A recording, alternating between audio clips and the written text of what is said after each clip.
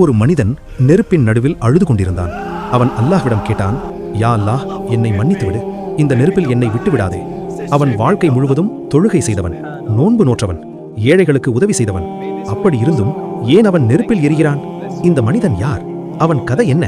வெளியில் பார்த்தால் அவன் நல்ல மனிதன், மத நம்பிக்கையுடன் இருப்பவன், அனைவராலும் மதிக்கப்படும் ஒருவன். ஆனால் வீட்டின் கதவுகள் மூடிய பிறகு அவன் வேறு மனிதன். அவன் தனது மனைவியை வார்த்தைகளால் அவமதித்தான். மற்றவர்களின் முன் அவளை இழிவுபடுத்தினான். அவள் செய்த தவறுகளுக்கு எப்போதும் அவளை குற்றம் சாட்டினான். அவளின் மரியாதையை தினமும் நசுக்கினான். அவன் சொன்ன ஒவ்வொரு வார்த்தையையும் அல்லாஹ் கேட்டுக்கொண்டிருந்தார். அந்த நாளில் அவன் நெருப்பில் அழுது மன்னிப்பு கேட்டபோது மலக்குகள் அவனிடம் சொன்னார்கள், அல்லாஹ் உன் பொறுப்பில் வைத்த அந்த ஒருவரை நீ எப்படி நடத்தினாய் என்பதற்காக நீ இங்கே வந்தாய். அந்த நேரத்தில் அவன் திடீரென விழித்துக் கொண்டான்.